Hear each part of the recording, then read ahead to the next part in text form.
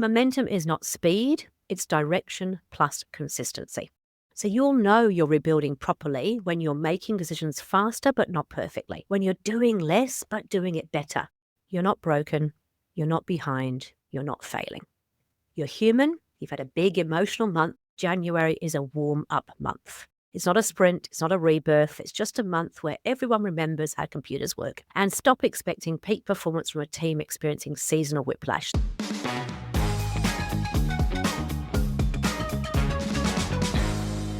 Welcome back to another episode of Better Business, Better Life. I'm your host, Debra Chantry-Taylor, and I'm passionate about helping entrepreneurs lead a better life by creating a better business.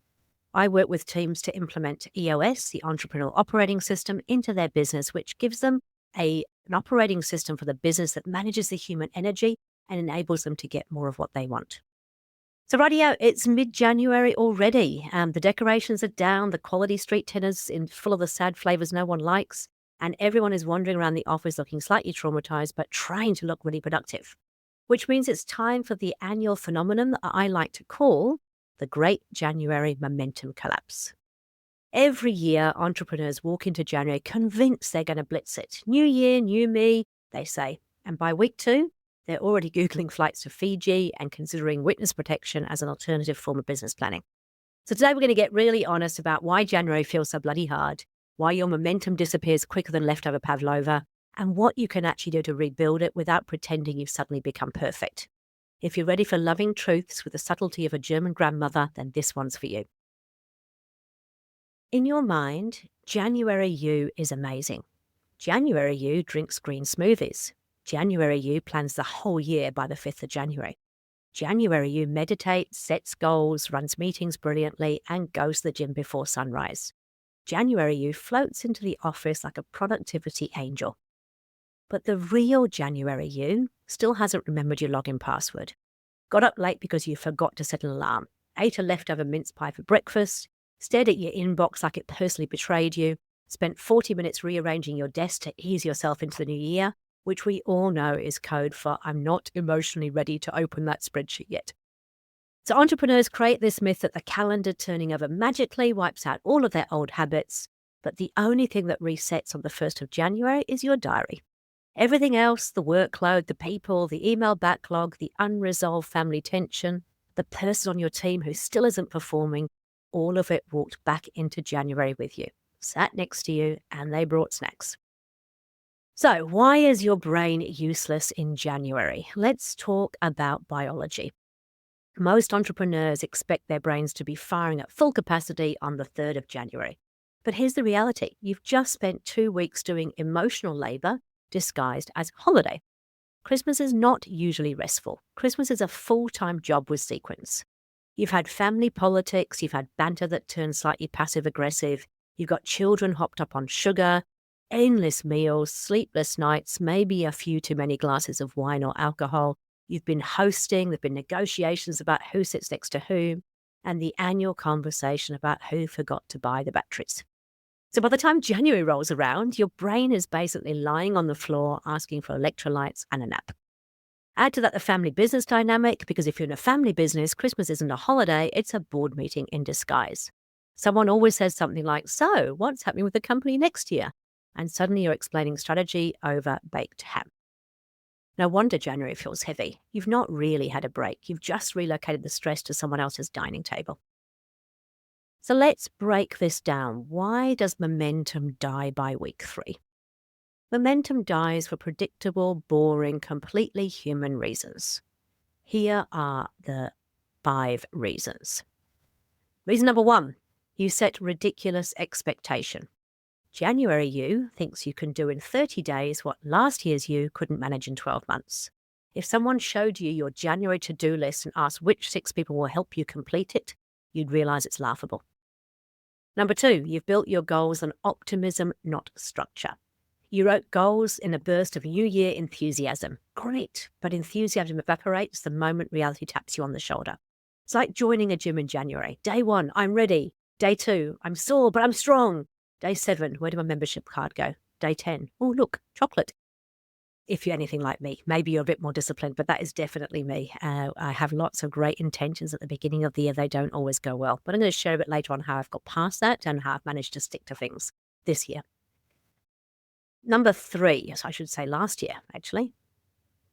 I'm going to share with you how I've managed to stick to things last year by changing the way that I approach things. Number 3, the reason number 3 is you avoided the uncomfortable review of last year. Let's be honest, most people would rather tackle a bin fire than review what actually went wrong last year. So you skip the analysis, but those issues don't disappear. They simply put on a party hat and stroll into the new year like, miss me, I'm back. And so it's time to actually have a look and do a review of the previous year and see what really was working and what wasn't working. Number 4, your team come back in wildly different conditions. Some return bright-eyed, bushy-tailed, energized, ready to take on the year. Some return in existential crisis mode. And some return with the unmistakable vibe of, don't ask, please just don't ask. It's absolute chaos, and so you're trying to build momentum while half the team are still mentally on the beach. And number 5, you still try to do everything yourself. Every single year you proclaim, this year I'll stop carrying everything, and then proceed to carry everything. And old habits are clingy, right? They grab on like a wetsuit that's one size too small.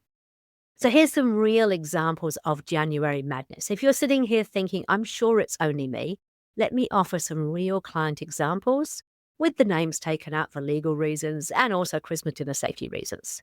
So example number 1, the over-enthusiastic planner.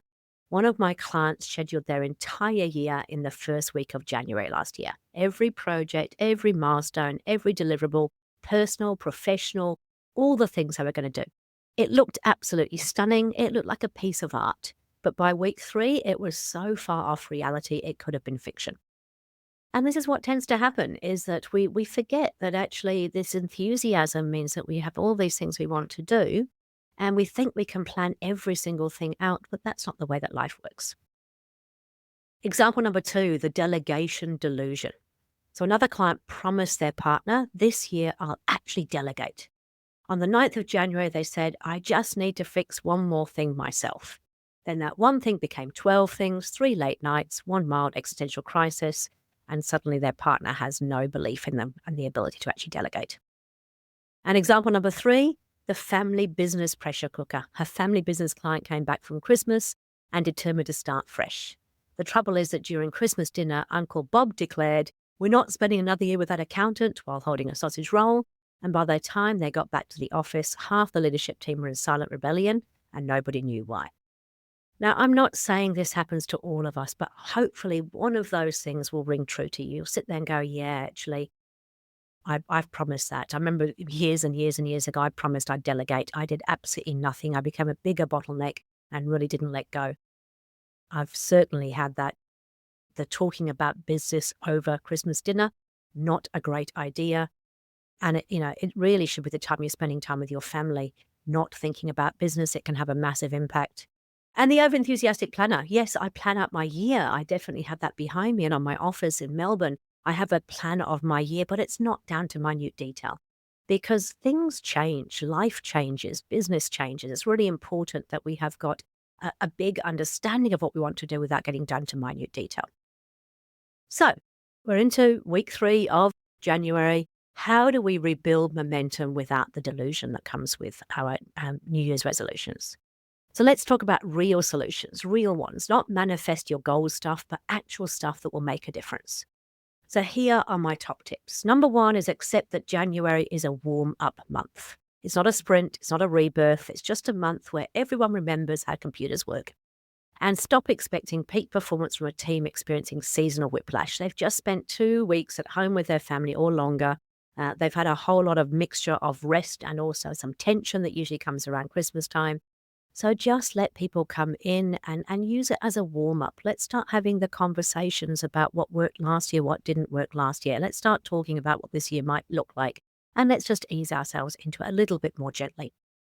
Number 2, start with truth, not excitement. So before you try to move forward, ask these questions of yourself. What didn't work last year? What drained me? What still needs fixing? What am I carrying that's actually somebody else's job? And where am I pretending? And if you wince while answering these questions, then that's bloody good because the truth caused the wince. But truth also creates the path forward. If you can be honest about what really is working, what isn't working, what needs to be fixed, what's the things I'm avoiding, what's the person issue that I need to deal with, you can start to think about how you can actually deal with that. And that's important. That will create the way forward for the new year. Number 3 is pick fewer priorities, not 10, not 12, not all the things, because as you hear me say over and over again, if everything is important, nothing is important. Less but obsess. Pick 3. Pick 3 priorities that you can actually deliver on, because if you pick more, you're basically self-sabotaging through ambition. It's the same for your business and your personal life. Don't try and do everything. Pick just 3 things in each of those areas and make sure you can actually deliver on those priorities. Number 4, reset the team's rhythm. Your team need more clarity than they do inspiration. So give them a weekly focus. Give them clear accountability. Make sure you're measuring their priorities and they've got measurables that can actually help them with that. Make sure they're clear about what those priorities are and give them a way to escalate issues early. Structure will beat excitement every single time. And number 5, sort the family business elephants. If something was said or silently fumed over Christmas, address the elephant in the room. Because ignoring it is like ignoring a slow leak. Eventually the floorboards warp and then it's a really, really big issue. So I like to use the physical elephant and just bring it up, use a bit of humor. Look, I think we need to address this. This is something that happened over Christmas. Let's have a talk about it and get it out on the table and deal with it as an issue. And number 6, last but not least, allow yourself to be human. You're not restarting a machine. It's not like coming in and starting your computer up after the holiday period. You're re-engaging a brain and a heart after an intense period. So give yourself some grace and allow, just like your computer takes a little while to actually get started, allow yourself some time to get your brain, your body, everything functioning, your heart functioning in a way that will actually really set yourself up for success in the new year. Here's a few more relatable January scenarios for you because we all need the good laugh, right? So, the diet starts Monday entrepreneur. Suddenly convinced that kale will solve all problems. By Wednesday buys a croissant because carbs help with strategic thinking. Don't be the diet starts Monday entrepreneur. The organizer buys new whiteboards, markers, color-coded folders, spends 3 days setting up systems, forgets to use them by February. That has me to a T. The inbox warrior delegates 3,000 emails out of frustration, feels powerful, realizes they needed 2 of them. And so they have let go of everything. The energy imposter tells everyone, I'm pumped for the year, spends evenings lying face down on the floor in a silent emotional blackout. So that was just me working with my little D2 ChatGPT to come up with some other things. But if you're anything like me, you've probably seen those behaviors in yourself. So let's try and get ourselves focused and make sure that we're really rebuilding momentum properly. So let's be honest, momentum is not speed, it's direction plus consistency. So you'll know you're rebuilding properly when you're making decisions faster but not perfectly. When you're doing less but doing it better. I talk about less but obsess, or weniger aber besser is a German phrase which means less but better. Your team are taking on more without flapping. You're not in panic mode and you're more honest than performative. So you're actually starting to review things and talking about what's working, what's not working, what can we do more of. When your January feels less like a sprint and more like putting one solid foot in front of the other, that's where the real momentum lies. So here's your January truth. You're not broken, you're not behind, you're not failing. You're human, you've had a big emotional month, your team's energy is probably pretty mixed, your brain needs rebooting, and the business didn't magically change just because the tinselled calendar flipped. So January is the month of honesty. It's time to reconnect, it's time to get your heart engaged, and honesty is uncomfortable, but it's also what gives you your power back. So build slowly, build simply, and build with clarity, because clarity creates confidence. Momentum will return, not because you shout for it, but because you create the conditions for it. So let's go out there, let's take February by the throat, and let's get that momentum back on track. Thank you for joining me on Better Business, Better Life. If you've got any questions about the podcast today, there's a full transcript. I've also got a bucket load of notes in behind it. This is the condensed version. for the podcast. There's so much more I could go into. I've got a suite of tools that can help you with any of these things. So please, if you need some help, just send me an email, debra@businessaction.com.au, and I will help you as much as I possibly can. Have a great February. Thank you.